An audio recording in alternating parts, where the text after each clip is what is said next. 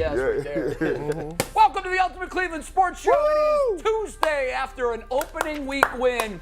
So, no, you're not seeing things. If we can take the wide shot, Bull is still out today. He's recovering, and Jason Lloyd is in his place. It's a pony. So the deal with I think we should address this right off the top. Yeah. G. Bush and I mean, we were just kind of thunderstruck yesterday. Yeah. We thought it was a gag. Yeah. Because as soon as Bull goes to the Steelers-Bengals game, first time it had been brought up the entire show, he reaches for the trash can, which he had sitting next to him because he initially had called out of work yesterday. Then he's decided, no. I have to dance on Baker's grave. He's like, it's worth bringing this virus into the whole team. Yeah, let's make everyone so that I can. What he did was he had a bad migraine, which I think he brought on from the guys. The stress that Bull puts on himself during a game on a normal basis is immense. But this was Bull's Super Bowl of all Super Bowls. It had to go okay. It had to go okay. It had to. Hey. And the fact that for one brief moment there, or 10 minutes in clock time, real time, it looked like it was not going to end well, and he was going to have to sit in that chair yesterday and face that music. Yeah, I think it was almost self-induced. I'm not a doctor, and now 30 years from now, when I really do look like that, maybe I'll be a doctor. See how they did you? They could have. Dude, that is the worst depiction of any human I've ever seen. Like they didn't give you no coloring on the hair. They could have outlined that boy. It's just a stencil of George W. Bush. It's clearly just a stencil. I made somebody mad. Who did that? I know it's Cleveland Clothing Company, but did they actually do the cartoon look or what? They have a cartoonist. Yeah, I bet they do. I think it's uncanny. Well, they look just like me. They did. You know what? I think they nailed you to a T. Yeah. Bull, the baby arms. Bull, you got to feel better, buddy. They got Tyvis perfectly, but his teeth are a little bit Beavis and Butthead-ish. Yeah. And then, I don't know. I like you trying to give us a good flat surface I'm right now. In my gut. I haven't breathed so everything's not contorted. So anyhow, doesn't look like we're all falling down a hill. Our thoughts are with Adam today. I guess he slept 15 hours yesterday. That was his body's way of saying, you put too much stress on me yesterday, so I'm going to take What a break for his wife, too. Honestly. Well, I texted with him a little bit yesterday, and he said he had taken a 3-hour nap, and he was feeling much, much better. Yeah, I was texting as well. I took a 10-hour nap. I'm feeling much louder. Thank you. I don't think you can get any louder. but Bull, in all seriousness, our thoughts are with you today. Get well soon. And I'm glad this game is behind all of us, but I'm more particularly thrilled that it's behind Bull. Yes. Because I don't know that I've ever seen a human body stress and react. Yeah, he's convalescing now. He's getting better after a long The funny thing was, somebody hit G. Bush up on Twitter when it wasn't going well and said, hey, has anybody checked on Jay Crawford? Check. Yeah, I remember that. And G. Bush was like, yeah, I have. Fam, he's resting comfortably in stable condition. And I'm like, oh, he who talks too early can never get that foot out of their mouth. And then I was like, man, you know Jay don't tweet. I was like, yes, like, if he gives me a tweet on this, I know he's up watching this game. Oh, yeah. And you could tell that fourth quarter came. And it got crickets in our chat, by the way. It got quiet as hell. When Baker ran that touchdown in and threw that ball against that little backdrop, and you see it on the field, I was like, oh. All the quips stopped. Then I wanted to check on your condition and Bull's condition. Hey, listen, I told my wife, I'm not taking any calls. No phone calls. I'm going off the grid. I'm off the grid, but I turned my Wi-Fi off. I unplugged the internet. Changed his name legally. Yeah, we ain't going to do this. Not today. All right. Before we get into today's stuff. What's that? You were in Carolina for I the was, game. yes. Can you just give us a real quick update on what what was it like stadium situation and what that whole drama at the end was like from a fan's perspective in Carolina? It was something else. It was demoralizing for that fan base, obviously, although they already feel pretty broken. They really do feel like a Browns-based junior because they, as I mentioned to you guys, it's like they have the same chip on their shoulder. They have the same sense of like frustration, but without the success of like the 1960s to reflect back on fondly in the statuary outside the stadium where they can be like, we were good once though, weren't we? You know, like, so they've already got they're a little bit of insecurity there, but they I swear we had to be at least as loud as that fan base there. There were It so many sounded Browns like it on fans TV. there. It felt like a Browns home game. Not only were there so many Browns fans there, but I think that they are just significantly louder and probably drunker, I think, because of just everything we're going through, maybe. But they traveled really well. You could not go 10 feet without getting barked at or running into somebody from Cleveland. Of course, and when you're down there, because Cleveland's such a small town, I'm like, hey, it's my dentist. Like, one out of every 3 people is just like, what's up, Mike? And I'm like, oh, yeah. There's a lot of Cleveland people in Charlotte. I lived there for almost 2 years, and it's like, you can go down the street and you go to a bar, they just pulled up and they just watching the game. I'm like, what is this? Yeah, a lot of them escape. Like, that's like the kind of a close way to escape this weather, where you're not making a huge commitment like going to Florida or LA or something like that, but you're getting into slightly nicer weather, so you're not as miserable during the winter. So they do get a lot of that. Browns fan bases are everywhere. My son goes to a Browns backers bar in New York, and he sent the video to me of post kick. Yes. And I got to tell you, I'm willing to bet. I saw that video. I mean, it looked like a Cleveland sports bar. Right. There were easily 300 people there, and they absolutely Was that went nuts. I know that it's like Brother something. Yeah, my son goes there every week. I was working. I know the guy that kind of organizes a ton of does Browns. a great job with it. They have a ton of Browns backers bars, obviously, all over the country. He used to, when he It's like was one at of the Olympic most. Training Center, he would go to the Browns backers bar in San Diego, and that would be packed to the gills. I actually went once with him. We were in Brazil for Cavs preseason game with the Heat, the Browns' first year back. There was a Browns bar in Rio de Janeiro. They had the Browns Are game you on. kidding me? And they had a Browns game on in Rio de Janeiro. How many fans? Were you there during a game? Yeah, we watched the game there. My wife and I, Beth McLeod was there. Yeah. A bunch of Cavs people. That's crazy. It wasn't it wasn't like what we saw in New York, but Right. it had the Browns game on. It's a mixed in Rio bag de because Janeiro. they say we have the most. So I think us in Pittsburgh have the most backers bars for us. Even more than the Cowboys. And huh? part of it's surprised by supposed that. to be. Well, the thing is, We it's move supposed to be south. good. We all leave. Yeah, you know what I mean?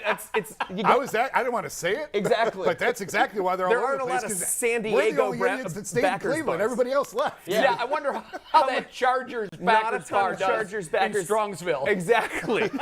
But we all get out of here. But I saw it was fun to watch the Charlotte crowd go through the entire Baker Mayfield experience within 4 quarters. Yeah, they got the full-on experience. I don't know The full joint. I still haven't rewatched the game. I literally got back. Our flight got canceled last night, and I got up and flew at 3 o'clock in the morning, and then came here after a nice connection in Detroit. Kid Rock sends his love. That's the flight I was on yesterday morning. Was it? Yeah. Yeah, so I was on that one. That's Yeah, where I that's came nice. from. Shout And out to Trick So I Trick. still stink like Charlotte. But watching that, so I couldn't watch the game yet, but he was getting, you have to tell me this.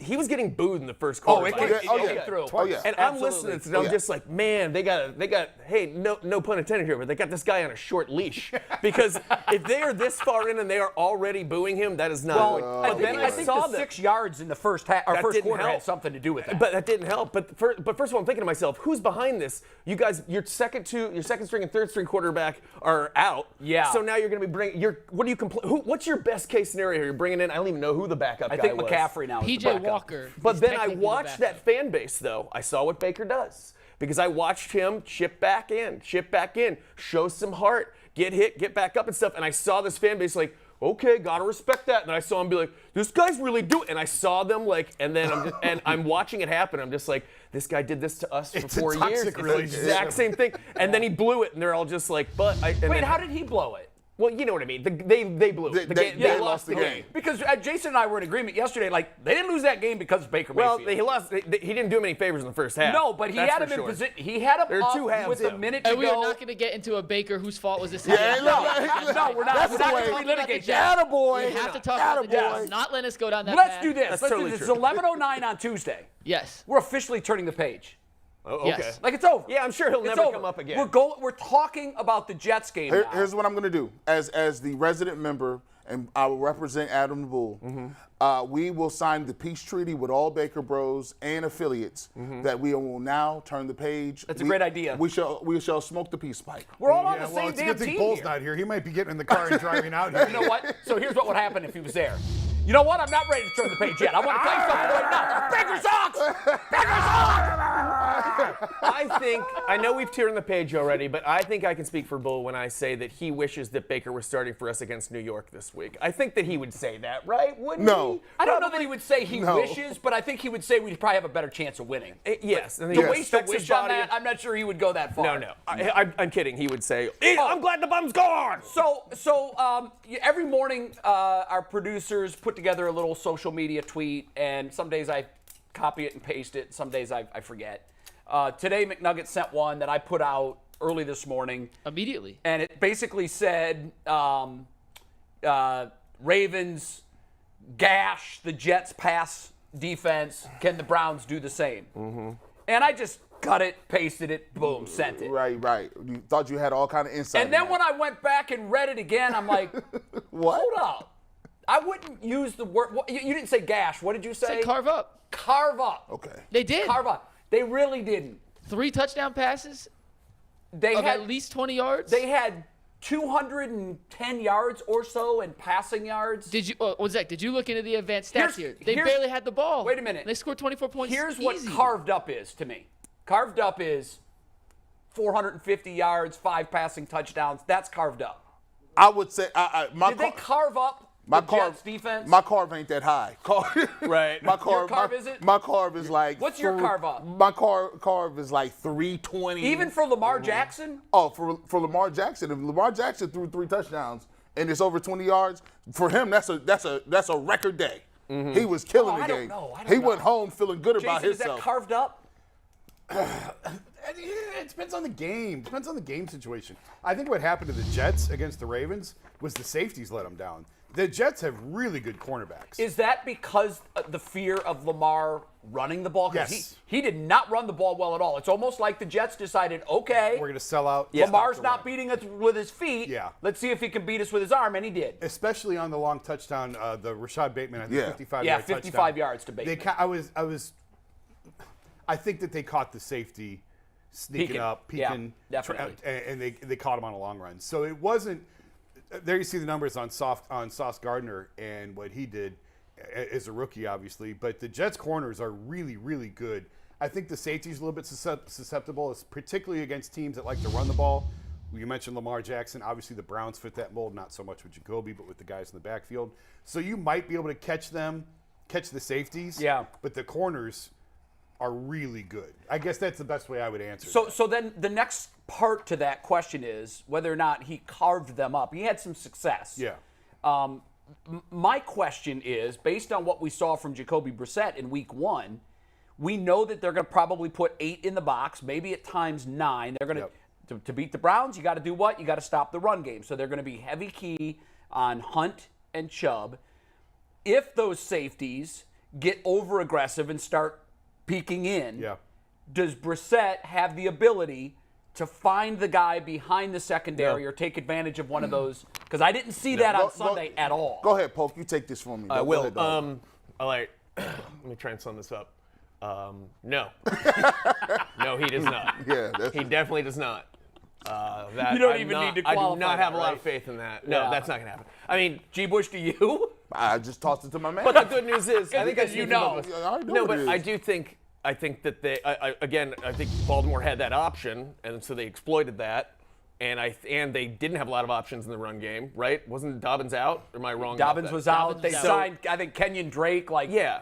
the week of the game or maybe a week earlier. So we pretty or much something. have the opposite problem. We have an immobile quarterback and who can't throw, and they have a mobile quarterback and kind of throw and they have no running game, and we had a running game. So I think it'll just be. I just don't think that just whatever their defense did last week. I don't think we're going to be approaching it from an offensive perspective entirely differently. So I don't know if Yeah. it's representative of how we'll look. But Jay, your point is you got to throw at some point. Well, I don't know about that. let's slow down on that. I'll compare it to like this. Really? I'll compare it to like this. You know how you're a guy, right? Every man has only 2 pairs of jeans. One of those are his going out jeans. If your wife says, "Hey, babe, let's go to the store and get you another pair," you're like, These are my warning. These are broke in. Yeah, these are fine. These are good. What do you mean? Oh, These go I'm with different, everything. man. I've got about 50 pairs. One all I own. of them pairs is broken and ready to go, and that's your moneymaker. You know what you look best in. This is my shirt. I'm putting that on, and I'm going to wear it out, and this is what we're going to do. Now, as far as the Baltimore Ravens go, and as far as the Cleveland Browns go, Baltimore with Lamar Jackson is exponentially better. People think he can't throw, but he just showed you the different levels. Even the guy that you think can't throw just threw for 3 touchdown passes. Against the Jets. That's why I was surprised when you said for Lamar Jackson, 3 touchdowns was a record day. I think this guy can throw. Well, I've seen him throw at an MVP level. Well, compared to Jacoby Brissett, He can throw. He can throw, and the Browns will be doing exactly what they did with that one pair of jeans, which is the run game. And if you don't, who cares if we know you're going to wear them? That's what we're going to do. And don't even dress it up. No, we're not dressed. It is what it In is. this scenario, Jacoby's a stiff pair of jeans from the Gap. Is that what I'm getting? Yeah. Okay, just Well, making sure. it's probably too tight. Just making sure. The numbers that we've ran out all along about running doesn't guarantee you anything. You have to throw the ball to win. Yes, I agree with you. At some point, they're going to have to throw the ball to win a game. I don't know if this is that game. Yeah, maybe not Right. the Jets. I think that with the Jets are not that Their good. offense looked absolutely backwards. Yeah, the Jets are awful. With Joe Flacco, wow. And their line is a wreck. I'm sure we'll probably get into this later in the week. Yep. I don't want to take Mikey's material for later in the week. Right. Their left tackle, they just put on IR, so their right tackle is now their left tackle. He had a Yeah. bad day. Miles could go nuts. Their tackles are not good. Like, the Jets can't move the ball. So I don't think this is the day where we say they have to throw the ball to win. Could they catch them? Like, the pass interference at the goal line on the duck that Brissett threw and the Panthers DB bailed him out. Was that? I don't remember now. Was that DBJ? At the was goal Amari. line? It was Amari. It was Cooper. It was Cooper. Okay. So you might catch him on one of those. You might be able to pop one. I honestly think if someone's going to have a big catch, it could be DPJ or Schwartz. I forgot just about because that those. play. And yeah, you know what? A lot of people did because it didn't factor forgot much about into the that. game. But guys, that ball's picked. Yeah, it should. Yeah. If I he mean, turns and even around, if there's he not pass interference on that play, that ball is picked. He was beat so badly. It was His DB bad. was beat so badly, he just wrapped him. When all he had to do was turn around, he could have picked it. Right. That's how Yep. badly it was. Yeah, Pro football- I don't think he knew where the he He knew had no that idea where Cooper the ball was was. doing By the way, this, in He had that- no and he idea just where the said, ball "I'm going to was. tackle him." It I was saw a a stat. stupid play because you get the ball at the 1 yard. The funny thing was Absolutely. being there live for that real quick and watching the crowd because I saw that. And, we always complain if you're the home team about whatever call, Yeah, particularly yeah. pass interference. Yeah. And They watching didn't the complain crowd about that No, one, at did they? first though, because you can't see from everywhere. Right. And all they see, they can't see what happened. They don't see the replay yet. They see the pick, they're all excited. They're all like, "Oh!" When they see the flag, like, "No!" And then they showed it. They're like, "Okay, yeah, no, that you was can't that, argue that he one. tackled him like 8 There seconds was, before on the ball." ESPN, they broke that play down, and they have the expected completion percentage. They said that ball was underthrown by 24.5 yards. To put in perspective of how.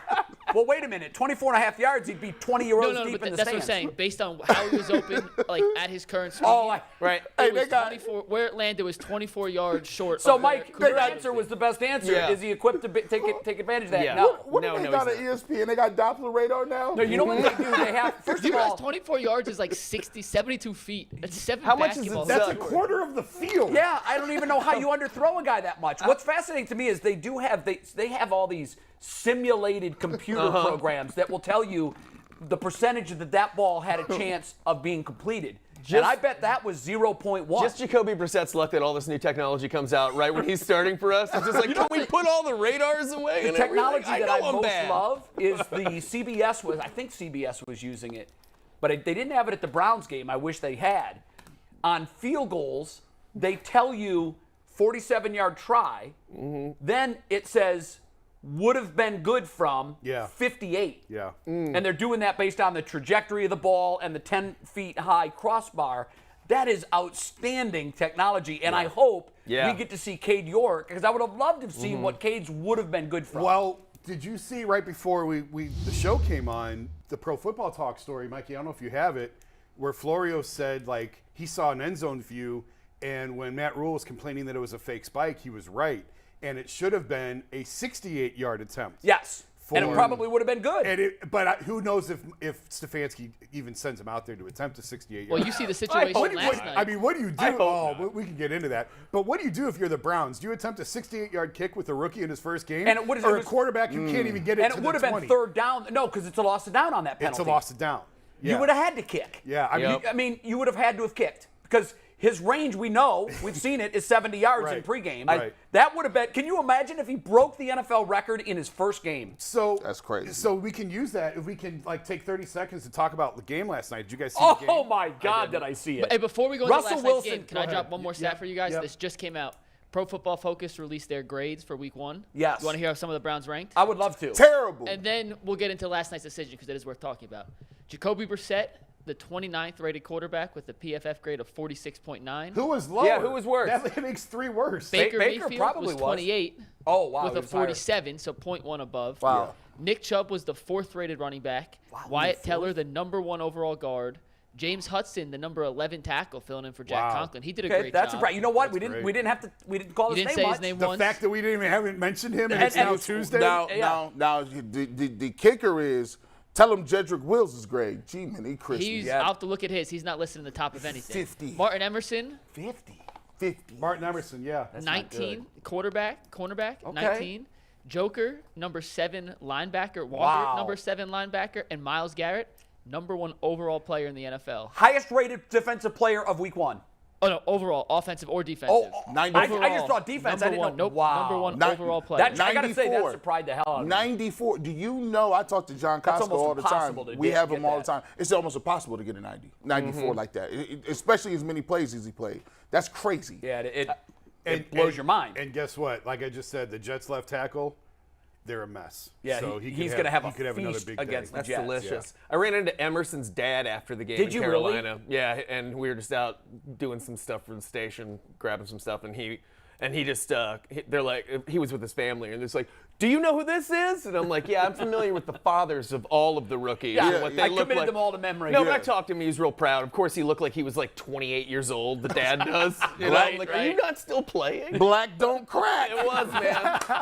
And then, but also the kids, like, I'm sure that the kid's like 20, so Sure. it makes sense. But How anyways, was Dad? Good he was dude? good dude, super Yeah. proud of his son, good family, Great. and the family I was love all to hear cool, that. super excited. They're Floridians. They came up for the And he played well. yeah. Really well. So this is worth mentioning. I was kind of annoyed on draft day when they traded down because George Pickens was available. Some of those other top receivers were. I was They too. passed on all of those guys, Yep. but they came away with Martin Emerson and Cade York out of that deal. Yeah, they traded down to get the extra 4th to use on the kicker. And those were the agree. 2 best performing rookies, agree. in my view, from Week 1. So we got to let time play out on all these trades and drafts Yeah. and everything else. And the catch that Pickens made on Sunday was Unbelievable. Unbelievable. Absolutely amazing I think catch. he's going to be a stud. He's gonna be a Yeah, it looked monster. like it. He's It, gonna be a it really monster. looked like But it. if the- And a big spot, too, Yeah. for crying out loud. But Emerson's a really big corner. And remember, a lot of people on draft day were kind of raising an eyebrow at the Browns going, you reached on him. That's Yeah. too high. But if they hit on that, and obviously with Cade, I think that was a trade with the Texans, too. So going back to Houston, they didn't help him with Deshaun winning that game, but Houston may have really given the Browns a couple of good players with that draft. Are you hearing good things about Emerson though? People are liking him. He had a good camp. Okay, Yeah. good. they- Yeah. Well, the He had a- interception, yeah, the he pick had six that he pick had, six, yeah. he looked physical. He's not afraid to go up and fight for the football, not just strip it away or knock it away. And his size, I'm telling you, man. And he's They don't bigger. have guys like that. He's No. long, right? No. And Big I and long. have not seen him turning around looking at Delpit and John Johnson like, who was that? Right. Yeah, What right. happened? Was that me or was that you? Yeah. I ain't see all that. We got a little time left, but I like what he does. Good. All right, as we look at this matchup, and today we're going to talk mostly about how the Browns' offense attacks the Ravens' defense. The one thing that was a little bit concerning to me as I just glanced at the numbers. I didn't watch every play from that game. The Jets' defense did hold the Ravens to 63 yards. Now, obviously, the Ravens' running back is their backfield's a mess. They signed Drake, I think, the week of the game when it was obvious that Dobbins wasn't going to go. But they still held them to 63 yards, and that includes a really interesting day for Lamar Jackson. Lamar Jackson did not look like Lamar Jackson on the ground. And so let's try to extrapolate that Jets defense and see what they can do against the Browns' run-heavy defense. Jason, do you like that matchup for the Browns, even though the Jets defense did hold the Ravens in check? Yeah, I wouldn't pay too much attention to that. The Ravens obviously are not the Browns in terms of what they have in the backfield. And you just mentioned Wyatt Teller being, I think, Mikey, didn't you say he was Number one graded? guard. Yeah. And go and look at Dan Orlovsky's Twitter feed. He pinpointed one play. I saw that. Of Wyatt where he basically took on 2 guys and jabbed the guy shifting and then caught the guy coming inside. the Browns have a fantastic offensive line. And now the Jets they do have a good defensive line. Quinnen Williams is their big defensive tackle, but he kind of comes and goes. He's not Aaron Donald. He doesn't have that motor on every play. Right. But the middle of the Jets' defensive line, I think, is probably their strength. Their ends are good as well. But I think the Browns can get the push that they need. I don't think anybody's stopping Chubb and Hunt, and I wouldn't pay much attention to the 63 yards that they held the Ravens to. I think the Browns can move the ball on the ground against them. Yeah, I don't think you should read too much into that because, I mean, obviously when you look at the Ravens' backfield, outside of Drake. They got one guy, Lamar. That's it. That's They it. got one guy. How's the Ravens O-line, though? Beat up, I think. I'm trying. I don't know. I don't Okay. think I looked at their grade. I think they were a C. Yeah. Okay. Yeah, I think they were a C on the grade that I saw. The Browns, by the end of the year, I mean, we got to talk about Jedrick Wills, but that may be the only question spot. Hudson, I was shocked by that, but you know it makes sense because we haven't mentioned it. Like normally you only mention that was a huge linemen. Concern Sunday. Absolutely. Before the game, I I mean, thought think about Hudson's last game in Pittsburgh. Pittsburgh, where Baker now Baker made clear he wasn't calling out Hudson. He was calling out the coaches for not giving Hudson help. Sure. And look how badly Hudson struggled against T.J. Watt. I remember Obviously, cursing him it's a lot. T.J. Watt. By the way, to that point, I talked to Bernie about that, and I said, "Who is this on?" You know, the fact that they weren't giving him help, and it was unbelievable. You're putting the defensive MVP against a guy who was clearly over his skis, right? And you're sliding no one. Sometimes there was no tight end lined up over there. Yeah. And Bernie said actually, Baker's got to take a lot of that pressure, a lot of that heat, because Baker has the ability to slide cover. He has the ability to send a tight end and stand someone over there with him, and he didn't. I during the offseason, I poked around on that and basically was told, listen, he had a lot of chances to get rid of the ball. Like, there's a lot of opportunities there for him to basically the same thing, putting it back on Baker. Yeah. So it was just I mean, thought it was water just under the egregious bridge. that he wasn't calling protection help for himself. Right. Quarterbacks do that all the time. Yeah. The best protection, going back to the running game, is running the football. Offensive linemen, you know, pass blocking is an essential part of what you do as a offense, right? But offensive linemen, you ask any offensive lineman, what do they like to do best? They like to run the football. Running the football is the equivalent of them being the aggressor. Just like on defense, they want to blitz. We want to rush the passers, defensive end, tackles. So if you get guys coming off the football, now all of a sudden they're the aggressor. And I'll tell you from this perspective, there may be 8 guys in the box, but one of the most disrespectful, worst days of your life is lining up against a team that you know is going to run the ball, and you have to just go up there, put your hand in the ground, and you're getting doubled, you're getting zoned, you're getting blocked, chop block, you're getting gap scheme, and they do a good job of a variety of running game. It isn't just zone or stretch. They run the whole gambit. So every time you line up, you have to read your keys. You could get reached. It's a bunch of stuff that can happen. And that's why the Cleveland Browns, when they got 2 guys like that and they come with that running back game, it's so difficult to stop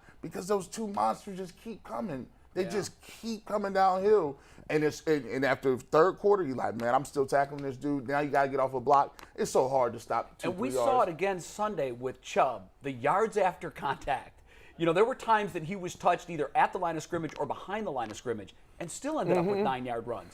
And at that point, you just, as a defense, you just shake your head and say, even if they do hold their blocks or if they can get off their blocks and they can try to get a hand on him, it doesn't matter because this dude is so big and so strong. Yeah.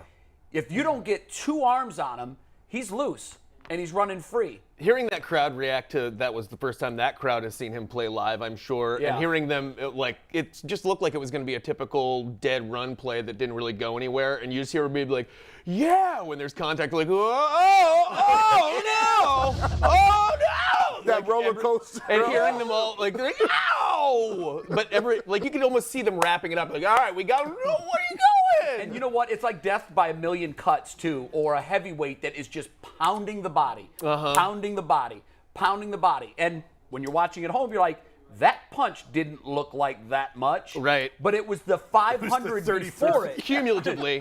that took the fuse out of the fighter's legs. Yeah. And you can see that he has that effect on a defense. And remember, I remember a couple years ago, this used to happen a lot. I remember Ohio State when they were rolling. This is when they had, I think, Terrell Pryor, and they had a bunch of guys out there. The one game that they really struggled was Navy. I remember that. And it took a roll interception or something, and he took it 90 yards, and they won the game by a couple points. But when you play triple option teams, you don't prepare for that kind of stuff. And you never see it. You never. Same thing with the Browns. There's maybe 2 teams that will be as run heavy as the Browns in the league. Maybe the Titans, but when you talk about it, teams have to prepare for that. They have to prepare. And you know they don't tackle during the preseason. Right. You know they don't tackle during the regular season, during practice. So when they get out there, it's a different level because they're used to guys having nickel corners out there running around playing 7-on-7. Yeah, that's not going to work. Browns got a whole other vibe.